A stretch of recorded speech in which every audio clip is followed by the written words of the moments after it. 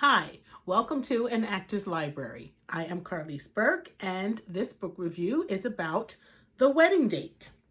I have never read a novel by this particular author before, Jasmine Guillory, and I was pleasantly surprised. It's a very cute, light love story, if you will, about Drew and Alexa.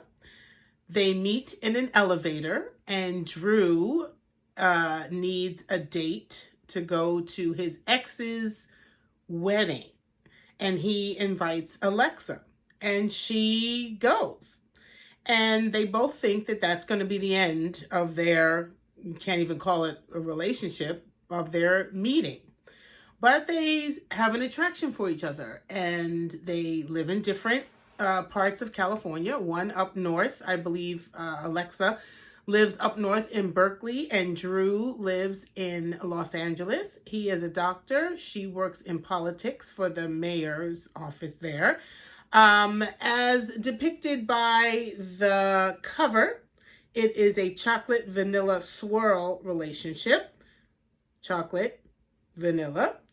That should give you a clue as to who's who, but that is not what's prominent about the relationship. It's mentioned. There are some incidents of race, but not necessarily racism. So that's really not what's hovering over whether or not they're going to be a couple or not. And I'm not going to tell you what happens at the end. You'll have to read it to find out. But they do continue to see each other long distance. There are some bumps along the way, some insecurities, some issues of one of their pasts that keeps coming up that may prevent them from moving forward. But it's enough to sustain this novel, to keep you interested. It's well written. It's a fast read.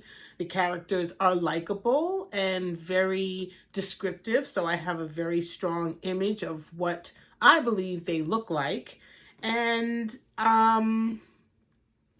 in the back, they have a reading guide with some questions, and I thought I would just pick out one and discuss it from my point of view. One of the questions is Theo is Alexa's work husband. He's there for her, encourages her, and is all around her closest confidant at work. How important is it to have a work bestie, and do you have one? Now, I know the question is there because that's one of the things that could be a deal breaker for one of the characters, or at least something to question, to keep an eye out for, that could be a possible red flag. For me, being an actor, I think for everyone, it could be important to have a work bestie. Someone to bounce things off of, someone you can trust, someone you can go to for guidance, just to even have a sounding board as things happen on jobs. All jobs, whether it be corporate, a doctor, mayor's office, grocery store, or on set. I think it is important to have someone that you can talk to about things that they understand that maybe no one else would be able to understand. But for me as an actor, sometimes it's difficult to have a work bestie because it's so fleeting.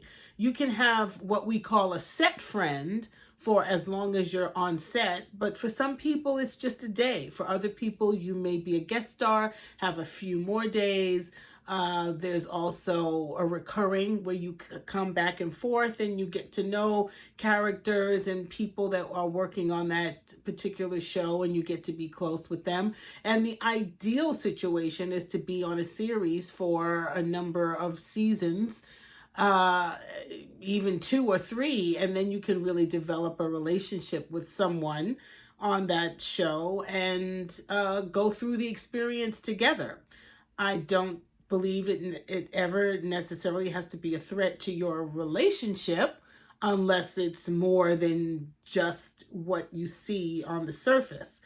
So for me, my work friend and I have never really worked on a project together, but he is someone who's in the industry, and he is totally my confidant. I tell him things that I don't tell anybody else. He knows what bothers me, what troubles me, where my insecurities lie. I think it's important to have that foundation and that trust, which is not always there, and it certainly can't be there if you're just sort of ships passing in the night. I also think it's important to have a work bestie, a work best friend, if you will, to celebrate the good times, to support each other on those big projects, those big breaks, those successes, those breakthroughs that you have, to go out to lunch together and just to kick it and have a good time, to have someone to socialize with outside of work, and someone to go to the work parties with, or the work events, seminars, carpool, all that good stuff as well. I think it's a good thing, no matter what sex, male or female, doesn't matter, could be either. Work besties are cool, are very cool, and they serve an amazing purpose in our lives. So to find out how Alexa and Drew work out their work friends situation, I suggest you read the book. Get it. The Wedding Date. I liked it.